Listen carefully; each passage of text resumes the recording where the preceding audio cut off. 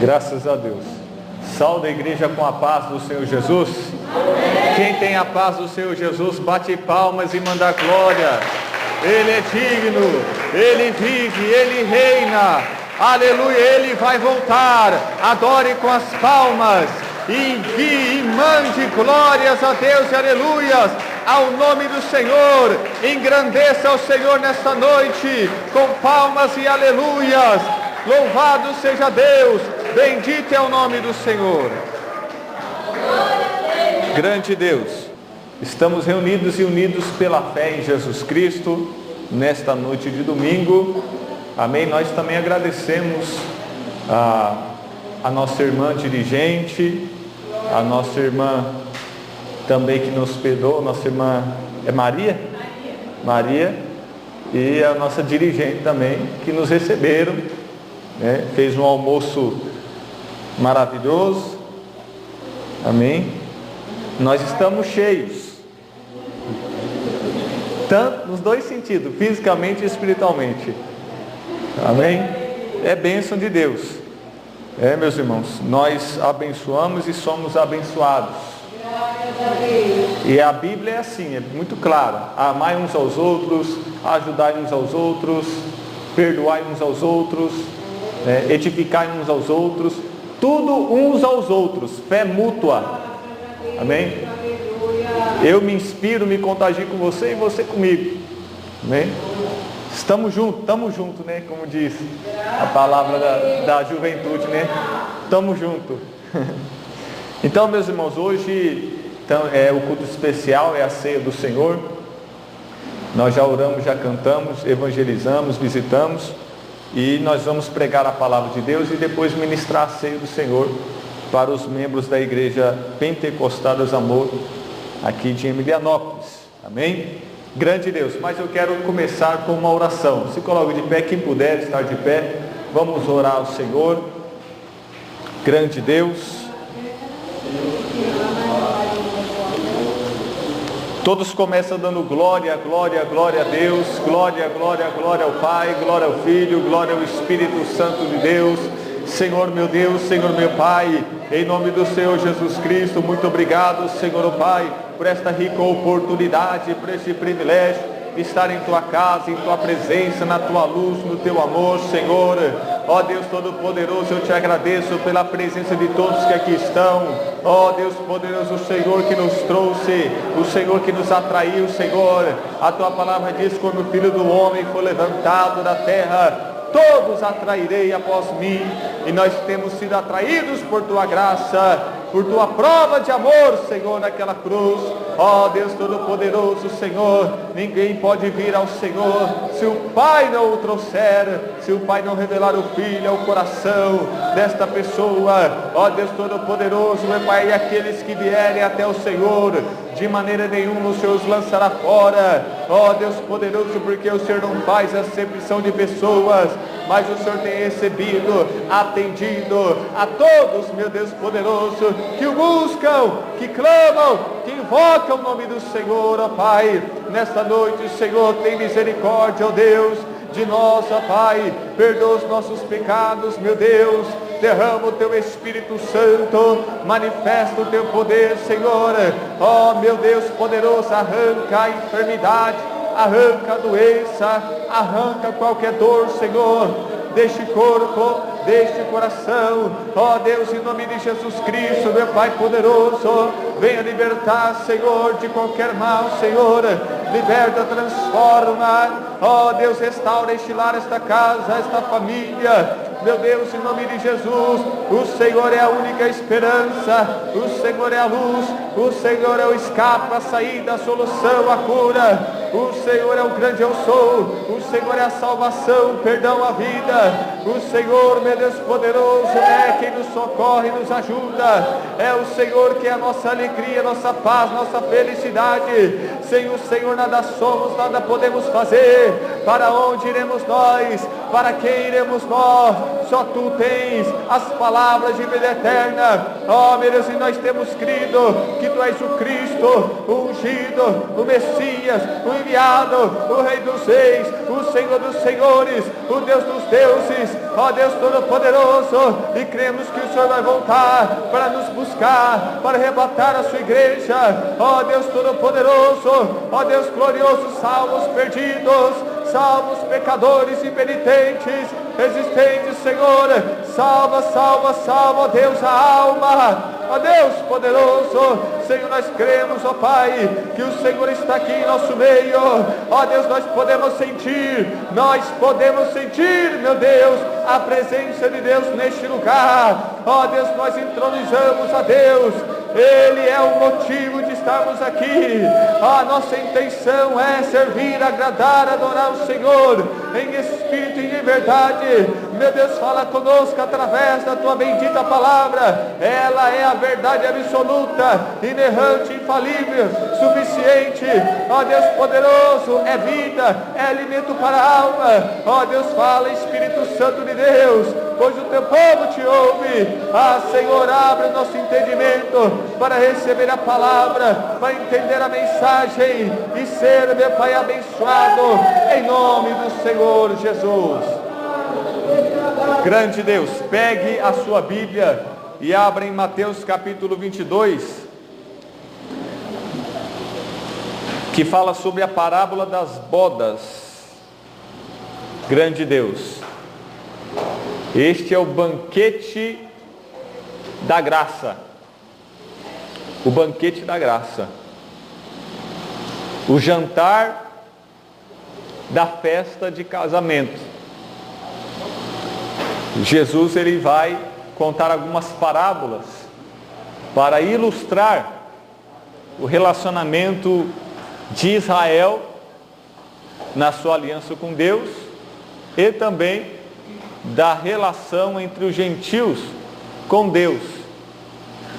Então nós temos aqui uma sequência no capítulo 21, capítulo 22, Jesus, ele está falando com os israelitas, os judeus, os fariseus, os saduceus, os religiosos do judaísmo, o povo da aliança, o povo escolhido, o povo amado. Tantas frases carinhosas tem na Bíblia a respeito de Israel. Mas, porém, no entanto, nós vamos ver que Deus então fecha as portas para Israel, vira as costas para Israel, porque eles primeiro fizeram isso com Deus. E Deus então dá agora uma oportunidade para os gentios. Abre a porta para os gentios. Gentios são todos aqueles que não são judeus de sangue. Amém? Então a parábola das bodas vai ilustrar. Amém? Quem já foi numa festa de casamento, levante a mão. Vocês comeram bastante? O jantar foi maravilhoso? Bastante comida. Festa é isso, né? Festa, para ser festa, tem que ter música, comida e bebida. Então o povo vai comer aquelas comidas maravilhosas, vai se alegrar, porque vai se reunir com amigos, com famílias, com parentes. E Jesus vai usar a festa de um casamento, o jantar, o banquete, o churrasco de um casamento, para ilustrar a mensagem do Evangelho, para ilustrar a salvação, para ilustrar o reino de Deus, para ilustrar o tratamento de Deus com Israel no Antigo Testamento e agora o tratamento de Deus com os gentios, com os povos, nações, tribos, línguas e etnias, agora no Novo Testamento, na Nova Aliança.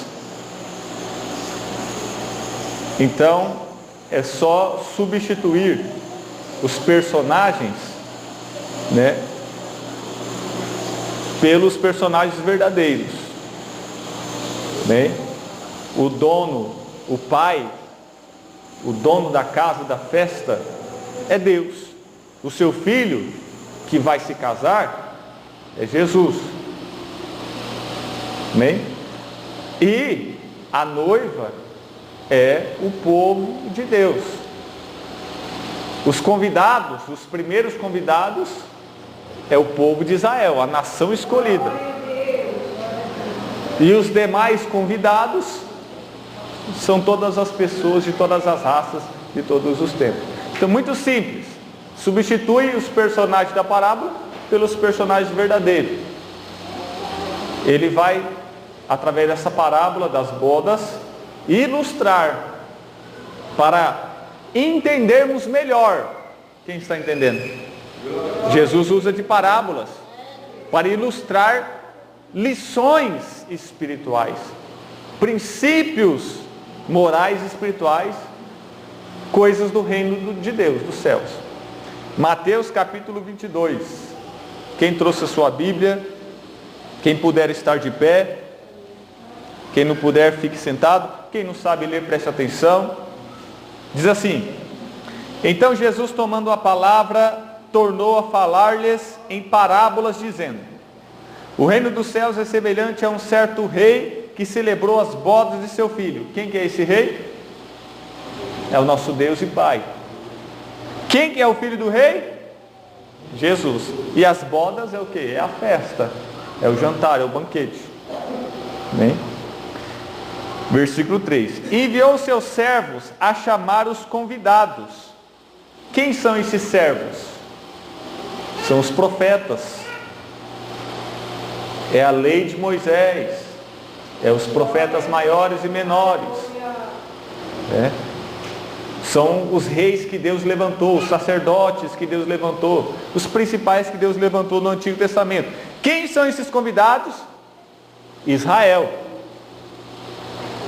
Reino depois que foi dividido, reino do sul e do norte, israelita e judeu. Mas nós vamos falar em geral Israel, israelita. Foram convidados para as bodas, e estes não quiseram vir. Versículo 4. Depois enviou outros servos, dizendo: dizei aos convidados, eis que tenho o meu jantar preparado, os meus bois encevados já mortos, e tudo já pronto, vinde às bodas. Aqui nós já estamos na fase do Evangelho.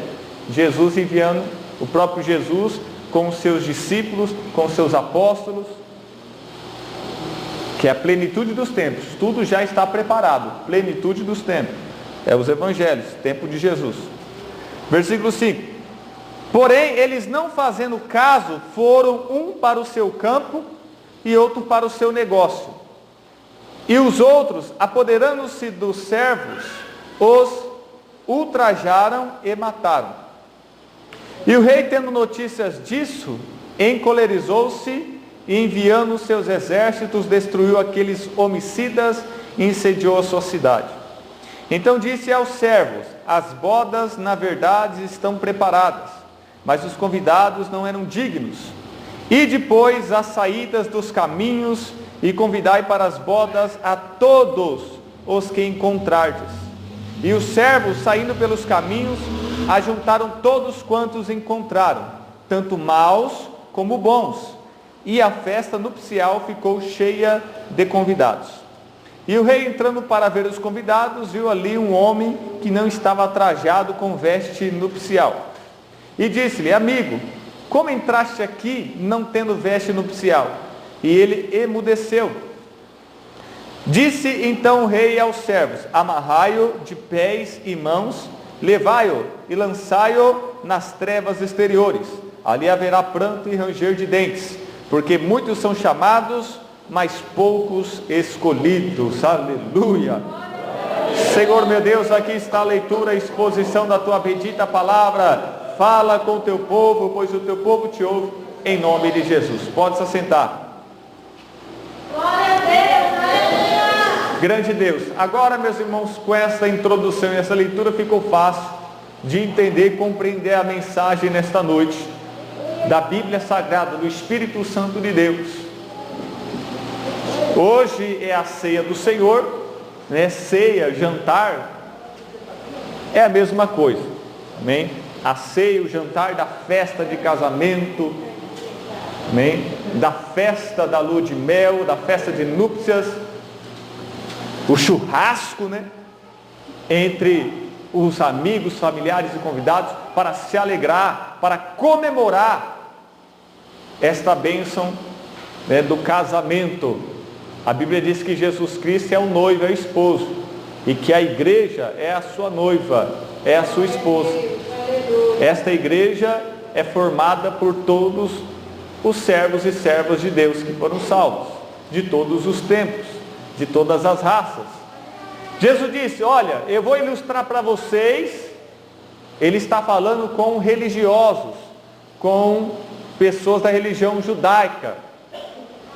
Ele está falando com doutores do Antigo Testamento, com professores, mestres do Antigo Testamento, com pessoas, líderes religiosos, sacerdotes, e com o povo que esperava o Messias, que esperava o Cristo, o enviado de Deus, o Salvador do povo de Deus. Mas eles não reconheciam a Jesus, não assumiam a Jesus, não professavam fé em Jesus, não assumiam publicamente a Jesus, não se identificavam com Jesus, não aceitavam Jesus, não recebia Jesus, não tolerava Jesus. E mesmo que as profecias, nos seus mínimos detalhes, se cumpriam na vida de Jesus, eles se negavam a aceitar, porque Jesus não fazia o tipo deles, porque eles mesmos em suas mentes, em seus corações, inventaram e criaram um Cristo, um Jesus para si mesmo. O tipo de Jesus que eles queriam era aquele rei que iriam destruir todas as nações inimigas, que ia ampliar os territórios, mais terras, mais propriedades, mais bens, mais dinheiro, mais riqueza, mais domínio, mais poder, mais autoridade terrena, política, geográfica e economicamente.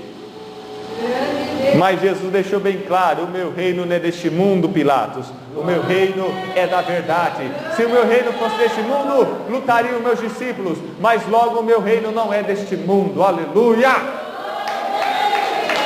O meu reino é do céu. Aleluia!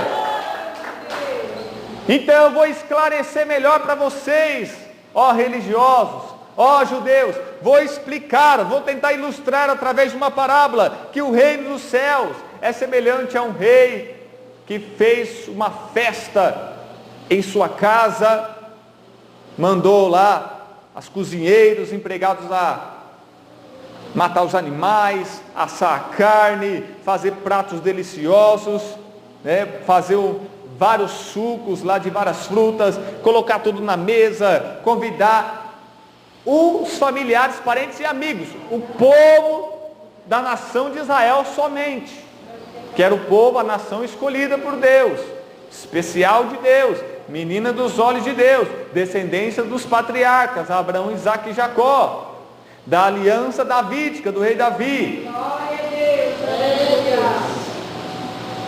Fez uma festa para o seu filho e convidou, só que quando ele envia os seus servos, Moisés, os profetas, os reis sacerdotes, que falaram do Messias, que falaram do reino de Deus, que falaram do perdão da salvação, eles começaram a dar desculpas esfarrapadas, desculpas, né, que não cola, não convence, que não serve. Um foi para o seu campo, eu tenho que trabalhar, eu tenho que ir lá ver o meu gado, eu tenho que ir lá ver minha plantação, eu tenho que fazer isso, eu tenho que cortar o cabelo, eu tenho que pagar conta, Meus irmãos, nós somos especialistas em dar desculpa. Mas quando a pessoa quer, não tem tempo ruim, ele faz sacrifício. A fé verdadeira requer seu sacrifício, requer renúncia, abnegação, pagar preço.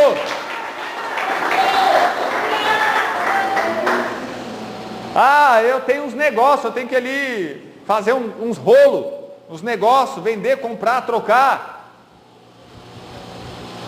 Eles estavam ocupados demais com suas coisas, ocupados, preocupados, cheio de planos, projetos e sonhos para si mesmo, para esta vida somente, sem Deus, independente de Deus, nem aí para o que Deus queria.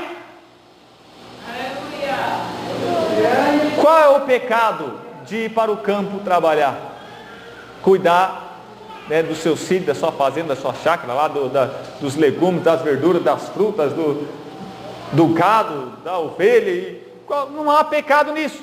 Qual é o pecado de você fazer seus negócios, suas transações? Não há pecado nenhum nisso. Em si mesmo não há. Ele não está falando que é pecado você ir para o campo, cuidar do seu campo, cuidar dos seus negócios.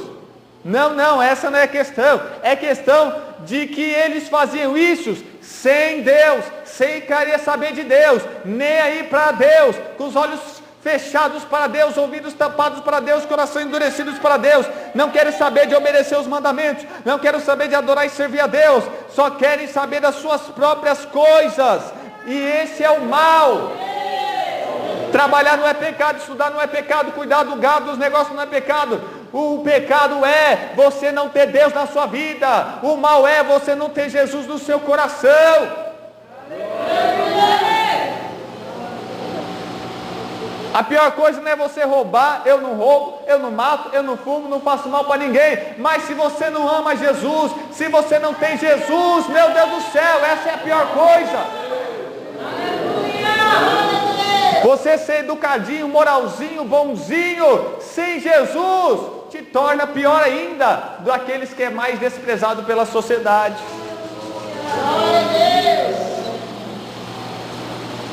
Porque eles pelo menos vão ser bem criticados e julgados, mas você vai ser elogiado, e por ser elogiado vai achar que é aprovado por Deus, o que torna mais difícil a sua salvação. Por isso ele escolhe os que não são para confundir os que são, os fracos para vencer os fortes, os que são indoutos para confundir aqueles que se acham sábios. Por isso que Deus é o contrário do homem. E Paulo vai ficar com boca aberta, quão admirável é, quão insondável é, inescrutável é a sabedoria. Os caminhos do Senhor são tão altos, são tão sublimes, mais do que os dos homens. O problema aqui é que eles estavam vivendo independente de Deus e sem querer saber do convite de Deus, da vontade de Deus para as suas vidas.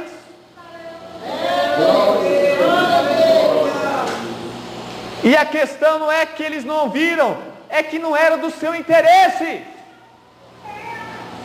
Não há interesse nenhum. É só o que o mundo oferece. É só o que nós podemos receber, ter e comprar nesta vida. É só isso que vale. Por isso estavam perdidos e arruinados, mesmo com saúde, mesmo com campo, mesmo com negócios. Oh, aleluia, meu Deus! Oh, glórias! Aleluia, Jesus! Então, eles com essas desculpas se excusaram do convite, se desviaram do convite, deram um drible no convite, e enviou os seus servos para chamar os convidados. Os convidados eram Israel. Quem foi lá chamar foi os profetas de Deus, e eles não quiseram ouvir.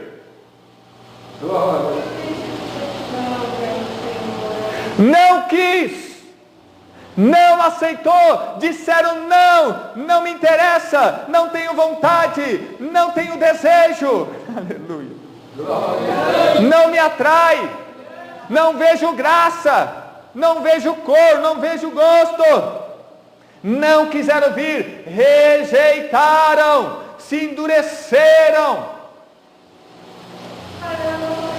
a mente cauterizou, o coração endureceu, os comichões tamparam os ouvidos. Não é por falta de graça, não é por falta de luz, não é por falta de convite.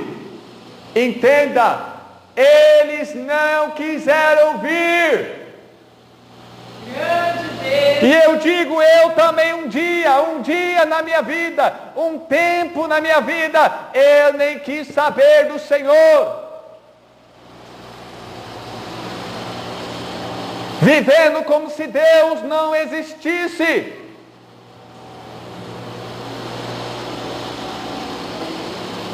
Recebia convites, era evangelizado, mas pouco me interessava, porque outras coisas do mundo, os prazeres mundanos, as paixões carnais, as festas, as orgias, a prostituição, os vícios, o glamour, a glória dos homens, do sistema, dessa sociedade adulta e perversa, é o que me encantava, é o que fazia brilhar os meus olhos, é o que atraía o meu coração. Quanto engano, quanta cegueira, quanto tempo perdido! Não desperdice a sua vida, não perca tempo, aleluia. Ele te convida, vinde a mim, olhai para mim, aleluia, todos os termos da terra, e sereis salvos, crede em mim.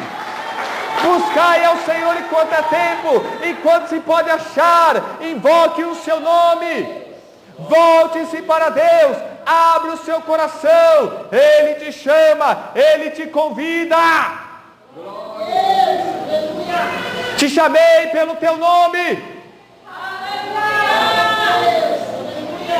Venham todos e comprai sem dinheiro. Venha todos e comei e bebei de graça, diz o profeta Isaías.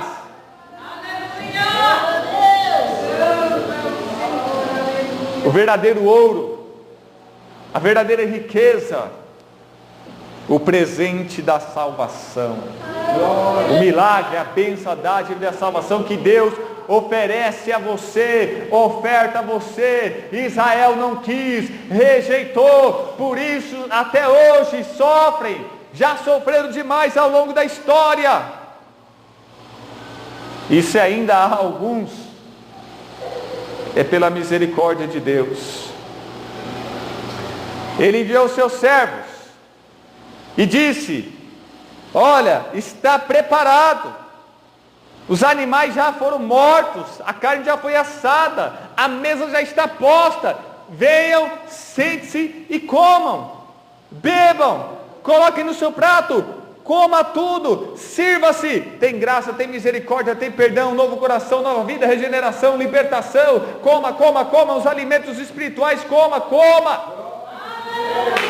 Comunhão com Deus, presença de Deus, glória de Deus, vida eterna. Coma esta ceia, é a ceia do Senhor, é o jantar do céu. Aleluia, grande Deus. Esse banquete espiritual é ilustrado pelos comes e bebes de uma festa de casamento. Esse alimento espiritual hoje vai ser representado pelo pão e vinho que nós vamos celebrar aqui a ceia do Senhor.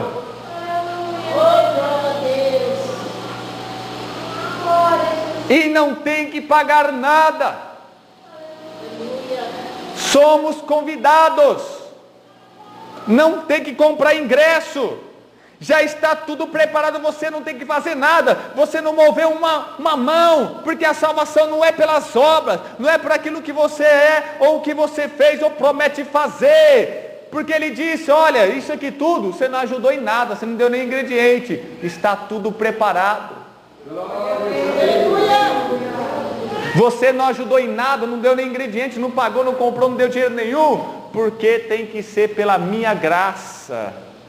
É o presente de Deus. Você recebe com gratidão somente, com alegria somente. Meus irmãos, é tão fácil falar e escutar, mas na prática, como é difícil na prática confiar somente nestas palavras. Como diz, né? Quando é de graça, até o santo desconfia. Esta é a salvação do nosso grande Deus. Já está tudo preparado, mas eles não quiseram. Imagina se tivesse que pagar, aí que eles não iam mesmo. Né? Porque quando é de graça parece que é mais gostoso, né? Glória a Deus. Então eles deram desculpas esfarrapadas. Ah, hoje eu não vou não, hoje estou com dor de dente, hoje estou com dor de cabeça, hoje estou com dor de... Meu Deus do céu, de onde que arruma tanta dor, tanta coisa para fazer? O homem sempre fugindo de Deus, escapando de Deus, e Deus correndo atrás dele, perseguindo ele, insistindo com ele, perseverando nele, porque ele nos ama muito, tanto, tanto, amando tanto, que deu o seu Filho, que enviou o seu Filho para dar a sua vida pelas nossas almas. Aleluia! Eles fizeram pouco caso. Eles fizeram pouco caso. Grandes coisas para eles não tiveram sentido nenhum, não fazia sentido nenhum, para eles não tinha nenhum valor. Eu poderia chamar eles de burros. Quem não trocaria um Fusca numa Ferrari? Eles e nós um dia, né? Quem não trocaria esta vida de pecado por uma vida eterna? Só quem é cego, só quem está na cegueira espiritual, para não ver a beleza da eternidade, a riqueza que há em Jesus. Enquanto o homem não tiver um vislumbre da glória de Deus, que nem Isaías, jamais ele vai morrer para viver, perder para ganhar. Jamais ele vai renunciar para ter. Esse é o paradoxo do Evangelho. Mas quando a pessoa tem a visão da beleza de Jesus, da glória de Jesus e do que Ele promete para nós, você deixará tudo, abandonará tudo pela glória de Deus, pelo esse amor de Deus. Se o seu coração for aquecido hoje pelo Espírito Santo de Deus, você vai chorar, você vai se render a este Deus. Oh, aleluia! Só que tem uns que, em vez de dar uma desculpa, foram mais violentos, foram mais agressivos. Disseram então que se apoderaram deles, deram uma gravata neles, uma chave de braço neles, bateram neles e outros até mataram. Quantos profetas não foram mortos? Os apóstolos, os discípulos foram mortos, uns apedrejados, queimados, cerrados ao meio.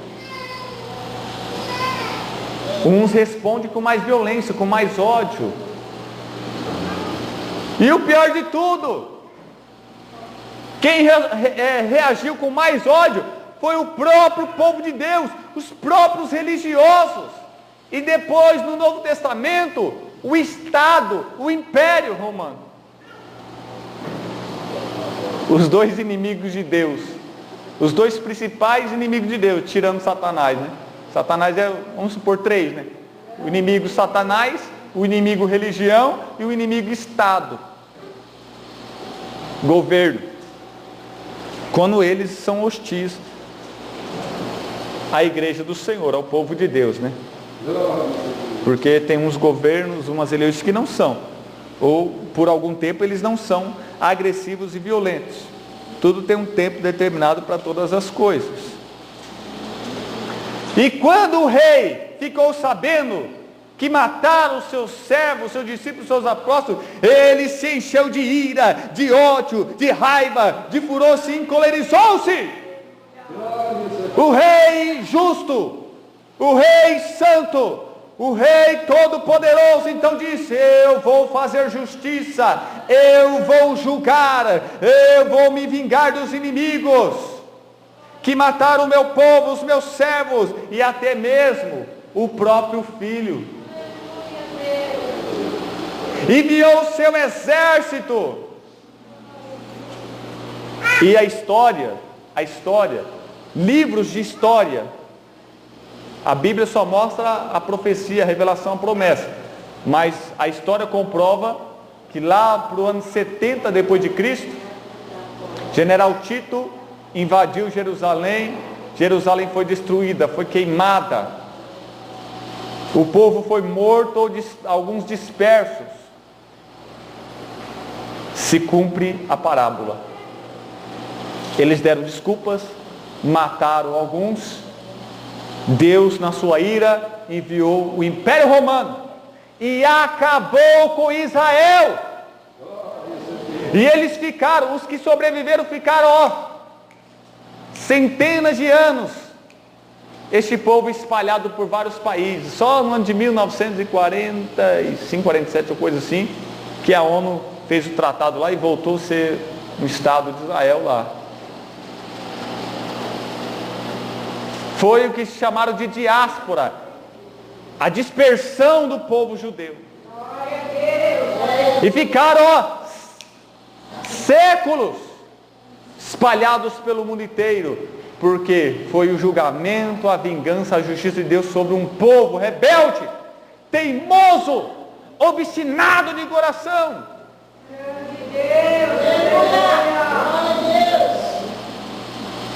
Deus é mau? Não. Deus é tanto amor que insistiu tanto. Mas, se não quer, bate o pé firme e fala que não quer. Não é por força nem por violência. Deus deu a livre escolha para cada um. Mas eles reagiram, alguns reagiram com ódio, se levantaram contra Jesus, contra os apóstolos, contra os profetas. Aleluia. Então Deus concluiu: olha, meus servos, as bodas na verdade estão preparadas, mas os convidados não eram dignos. Não eram dignos porque não aceitaram o convite, porque não vieram ao serem convidados, preferiram outras coisas, escolheram outras coisas. Tem pessoas que escolhem então: eu prefiro beber do que a Deus, eu prefiro a bagunça do que a Deus, eu prefiro o dinheiro, os bens, viver em torno disso do que as coisas do céu. Eu gosto mais das drogas do que gosto de Deus. Eu gosto mais do pecado, do prazer da carne, do carnaval, de outras coisas, do que as coisas santas de Deus. Amém. Livre escolha, livre arbítrio. Não é por força nem por violência. Deus não vai apontar uma arma a obrigar ninguém. Mas um dia Ele determinou e decretou que há de julgar todas as pessoas. Um dia Ele há de julgar a todos. E ninguém terá nenhuma desculpa diante do juiz. A Bíblia diz: será que erraria o juiz de toda a terra? Jamais. O Deus justo que exerce justiça juntamente jamais erra, jamais falha. As pessoas ainda vão ter que se curvar e dizer: o Senhor é justo, o Senhor está certo, nós estamos errados. Mas Ele deu chance, Ele deu oportunidade, Ele fez o convite, Ele alertou, Ele avisou, Ele fez as advertências, Ele instruiu e aconselhou, Ele mostrou, Ele revelou, Ele usou pessoas, Ele fez de tudo. Ah, raça ruim!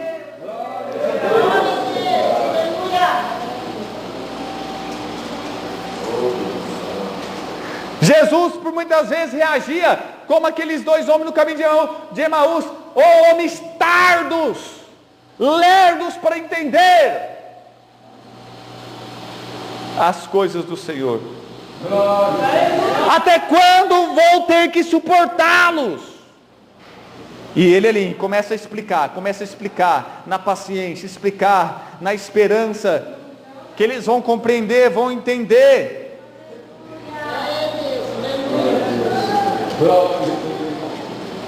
Então ele disse: agora, acaba-se com a aliança do Antigo Testamento, com a relação com Israel, com o tratar com Israel, fecha as portas da graça para ele. Eles primeiro foram para as ovelhas perdidas da casa de Israel, só que eles não quiseram. Os profetas de Deus, servos de Deus, sacudiram as roupas. Paulo diz: desde agora então vou para os gentios, vou tentar salvar os gentios, porque os meus próprios patriotas, os meus irmãos da minha raça não quiseram. Paulo, em toda a cidade que ele ia, ele primeiro ia pregar para judeus. Ele conseguia ganhar uns e outros não. E quando o povo então atacava ele, ele protestava: então desde agora não vou oferecer, não vou ficar insistindo com vocês, vou oferecer agora para os gentios. Então agora ele disse: olha, vou mudar agora a estratégia. Agora vocês não vão mais para Israel, somente para Israel, não vão somente para judeus. Agora ide pelas saídas dos caminhos, convidai as bodas a todos os que encontrares, nos valados, nas brechas, nos becos, nas favelas, nos morros, nos no Japão, na Europa, nos Estados Unidos, na zona rural, na zona urbana, alto, baixo, gordo, magro, branco, moreno, olho esticado, enfim, todas as pessoas sem acepção, sem particularidade, sem partidarismo, todos, convida a todos. E por que uns são salvos, outros não?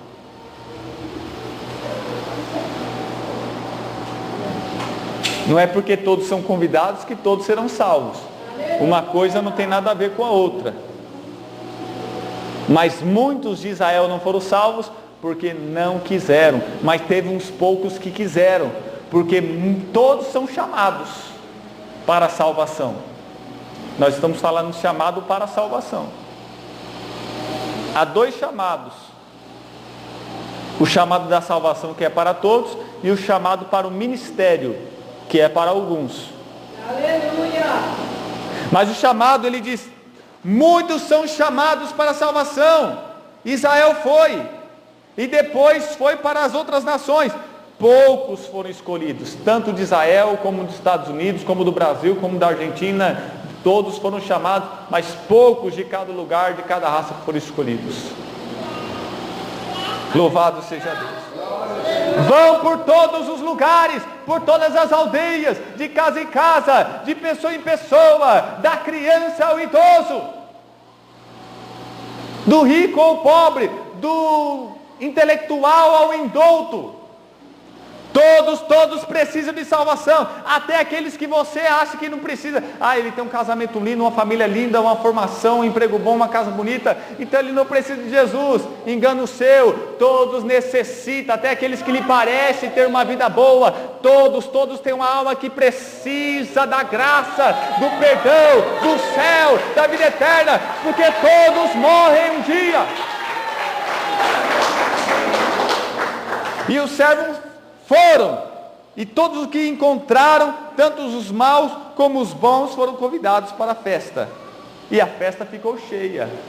As denominações ficaram cheias, as igrejas ficaram cheias, mas nem todos que estão em Israel são israelitas, mas nem todos que são da igreja, da denominação, são salvos de verdade. Tem os trigo, tem o joio, tem os bodes, tem as ovelhas.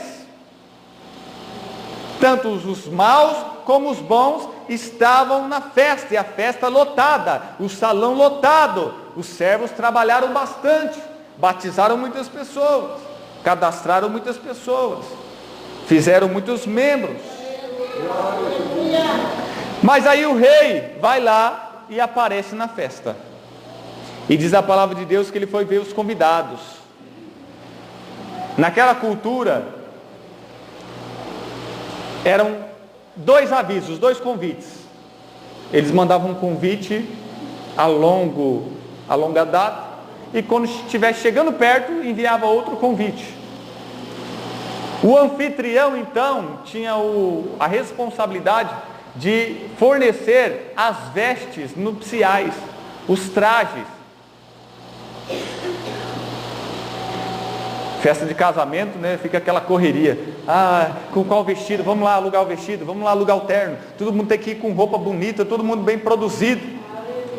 Mais ou menos assim. Só que o dono da festa, o pai do noivo, fornecia tudo, até mesmo as vestes. E não ir com as vestes era uma grande ofensa. Quem está entendendo? Naquela cultura. Essas vestes representam e simbolizam a justiça, a salvação, a santidade. Simboliza aqueles que foram lavados, remidos, regenerados, perdoados, que agora são dignos de estarem no reino de Deus, na festa de Deus, no casamento de Deus, no céu de Deus, na vida eterna de Deus. Eles são dignos. Por quê? Porque eles tinham uma roupa? Não, porque Deus lhe deu uma roupa. Porque eles tinham só justiça própria? Não, porque Deus lhe ofereceu uma justiça que vem de Jesus Cristo. Porque eles tinham algum mérito, alguma honra? Não, porque o Pai lhes deu este mérito, esta honra que é Jesus Cristo. Pelos méritos e pela honra de Jesus Cristo, nós somos dignos de estar na igreja, no reino, na salvação, na eternidade. E quando o rei entra na festa e vê, começa a reparar, ele viu que tinha pessoas ali que não eram salvas, que não era crente de verdade, porque não estavam com as vestes de núpcias, as vestes que o anfitrião forneceu. Ele viu que tinha pessoas ali que não tinham a justiça de Cristo, o perdão de Cristo, o evangelho de Cristo, a graça de Cristo em seus corações e suas almas. Então não eram dignos de estar ali, estavam ainda imundos, sujos, porque não foram lavados, remidos pelo sangue de Jesus Cristo mediante a fé. Eles quiseram ir do seu jeito, quiseram servir da sua maneira e não se submeter ao mandamento, à doutrina do Senhor. Intrusos na festa, infiltrados na festa, não era digno de estar ali. E aí ele chega na pessoa e diz: amigo, olha só, a cordialidade, a educação, o carinho. Amigo, como entraste aqui desse jeito? Você entrou com todos os seus pecados. Era para você ter se arrependido, era para você ter deixado, era para você ter abandonado a prática, era para você ter se libertado da escravidão, do domínio dos seus pecados. Era para você então ter recebido essa veste, esta túnica de Jesus em sua vida. Como que você entrou assim, sem ser salvo? Como que você é membro dessa igreja se você nem foi salvo? Como que você está aqui se vangloriando como se você fosse um de nós, sendo que você é um impostor, não é um de nós? Eu não estou vendo a veste nupcial. Então o homem emudeceu, murchou na hora, se humilhou, se envergonhou na hora. Mas não precisa de muita coisa para entender que ele estava errado. Ele sabia que se ele não se vestisse com aquela roupa, uma hora ou outra ele ia dançar. Já era para ele estar pensando nisso, era para ele saber. Mas se fez de bobo, como se não soubesse de nada, não estava nem aí, não tinha temor, não correu atrás de se converter de verdade, ficou ali estar por estar. Mas um dia o Pai veio, Deus veio, o dono da festa veio para julgar, para examinar, para avaliar, juízo final. Ele disse para os seus servos: faz que nem o povo lá de Sergipe faz com o caranguejo, amarra os pés nas mãos, joga no inferno, ali haverá sofrimento, dor, ranger de dentes, porque muitos são chamados, mas poucos são escolhidos. O reino de Deus é parecido com isso, é semelhante a isso. Eis aí a ilustração bem resumida, uma síntese do que é o reino de Deus, a salvação, o relacionamento com Deus, ilustrado por uma festa. Ele ilustrou por outras parábolas.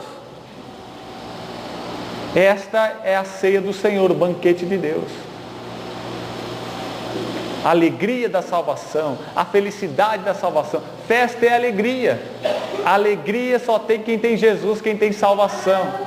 A alegria que não vem de você ou do que você tem, vem de Deus para o nosso interior.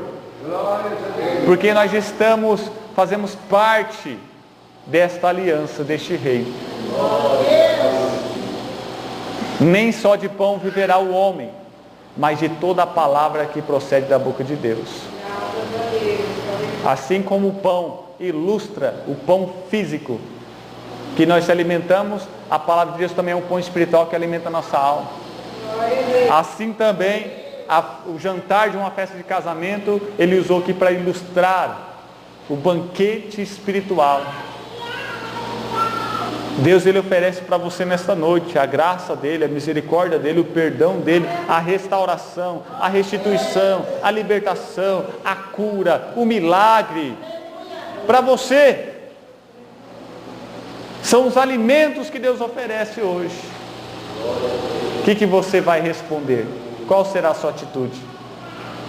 Vai se esconder? Vai fugir? vai dar uma desculpa, já veio com a desculpa preparada, para não aceitar, para recusar, para deixar para amanhã. Ah, não estou preparado. Ah, eu tenho que deixar isso ainda. Ah, não sei o quê. Um convite tão especial. Um convite para a salvação. Ou você aceita ou não aceita. Ou diz que sim ou diz que não. E hoje eu apelo para vocês. Porfiai por entrar na porta estreita. Como se o Espírito Santo apelasse através de nós, dizendo, pelo amor de Deus, reconcilie-se com Deus. Faça uma aliança, aliás, faça uma aliança com Deus não. Aceite, assine, concorde com a aliança que Deus quer fazer com você nesta noite. Confesse a Jesus como seu Salvador, assuma Ele como o Senhor da sua vida, entregue a sua vida, renda a sua vida para a sua salvação da sua alma. Ele já está voltando para julgar aqueles que se desculparam e aqueles que se levantaram contra. Ele já está voltando para também tirar aqueles que estão de maneira inadequada no seu reino. Em qual caso você se encaixa? Com quem que você se identifica nessa parábola? Espero que você esteja na melhor situação. Se não estiver, ainda há tempo para você. Aleluia, grande Deus. Que Deus abençoe.